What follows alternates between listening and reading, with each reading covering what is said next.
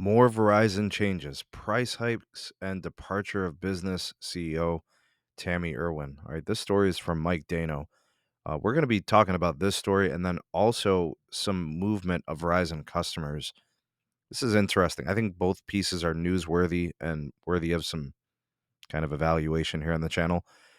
All right, so I did the video yesterday on the price hikes at Verizon. The amount per line on these voice lines has increased within a specific fee that's already present on the bill. So it's gone from, I'd say, somewhere like around $1.30 or $1.35. I forget the exact number. It's gone up a couple of bucks. Now it's going up to like 3.30 something. All right, so those couple of price changes are occurring. It's hit business, it's hit consumer, and then the same day that this kind of breaks, the CEO of the business segment, Tammy Irwin, who has been with the company for decades, has announced that she is going to be leaving at the end of the year. She's not staying on any capacity with the company.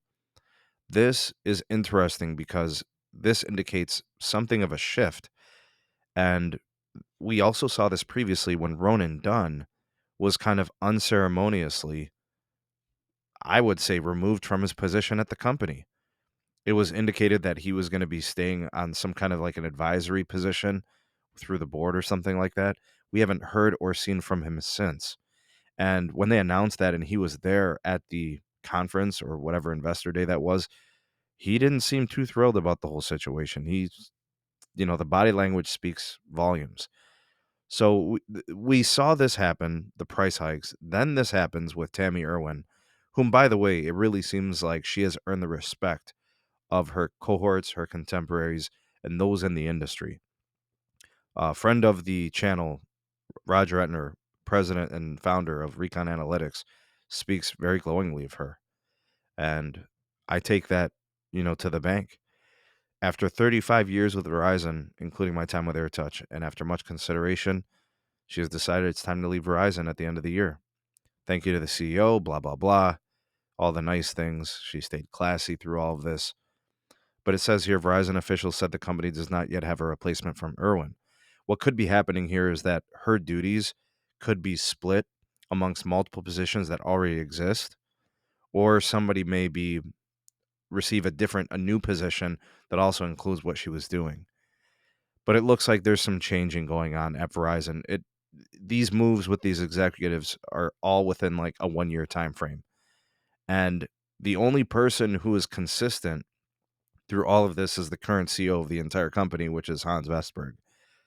There must be something going on. I remember when I covered the golden parachute story that we found online last year, and those things are always swirling around. That's not like unique or anything, but when there's smoke, there's fire. And bringing in Manon, who I don't really know what her chops are.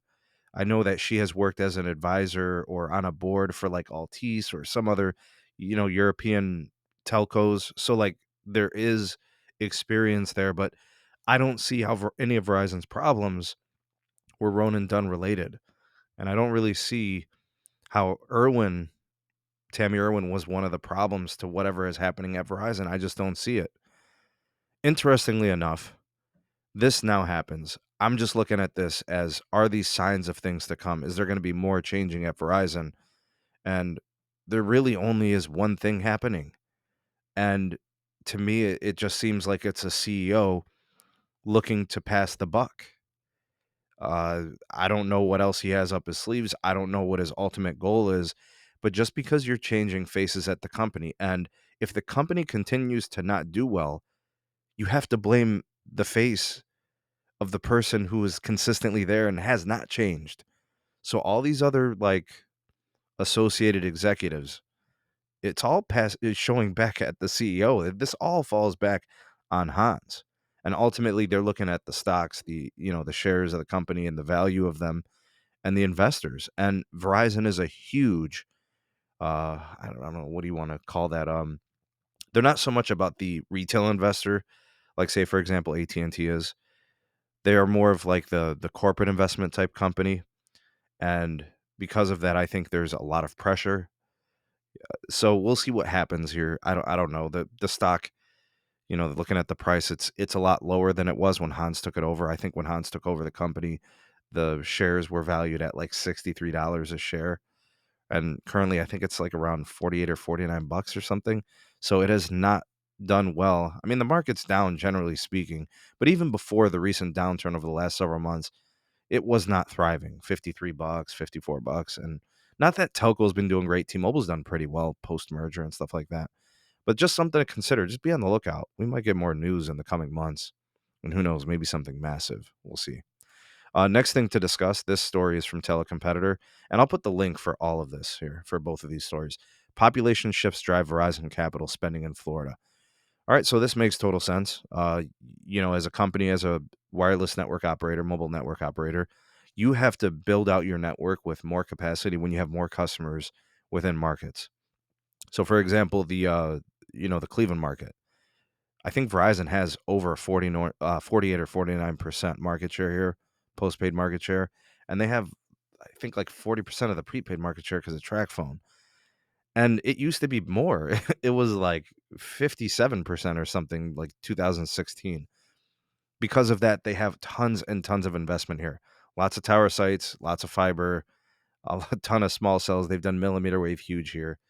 It goes to show you when you have market share, you build. So Verizon said today it had committed an additional $149 million in local capital spending in Florida to meet the increasing demand from a growing consumer base in the Sunshine State.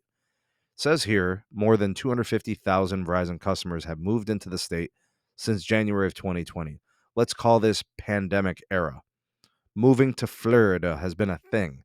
People have been trying to get away from restrictive social settings and all the things that are going on with pandemic lockdowns and control and all that. The biggest increase in busy hour traffic has been in Orlando, where traffic has grown 408% since January of 2020. That is absurd. And I have heard from people reporting on videos on my channel that Florida has been feeling the squeeze. I know that Mobile Master Tech has, talked about this, I think, on some of his Twitter posts and stuff like that. It says here other notable increases. Wow, this is crazy. Miami, 364%. The Glades, I guess, 271%. Collier, 257. Fort Myers, 173%. West Palm Beach, 165. And Tampa, 135. These areas are going to have to be focus markets for the build of N77, the C-band, and then also millimeter wave. The only way you're going to attack that type of increase is going to be with that. And then also fiber upgrades. You're going to have to kick up the backhaul, and they're going to have to put big investment there. And honestly, $149 million, that may not seem like a lot, but that's just in a handful of cities. Remember, their annual capex is somewhere around like 18 or so billion dollars. So turn that into a percentage, you could see how this is actually quite a bit of money to be putting in these places that already have existing expenditure and capital spending. So the spending here for this going through 2020, 2021, they're obviously going to be upgrading 4G LTE. They're upgrading 5G ultra wideband, doing all of that stuff. And there says here they're building new macro sites. So that's the large towers. They're doing small cells and repeaters. So they're going to stretch signals in areas maybe that are kind of on the fringe of coverage. And they're going to expand the ultra wideband through new markets. So that means more C-band and more ultra wideband millimeter wave.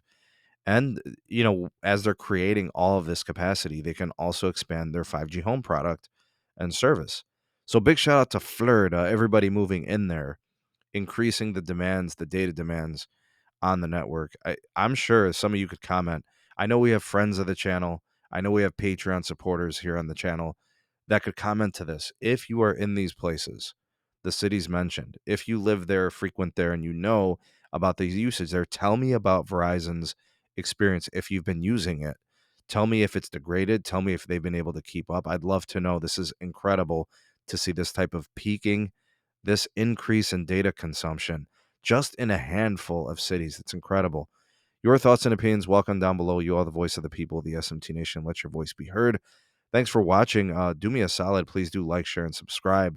And then turn on the bell notifications to never miss an upload. Links in the description for my Twitter, email, and my Patreon page if you want to support us there and get early access to content and exclusives not found anywhere else. Thanks for watching. See you all in the next video. Peace.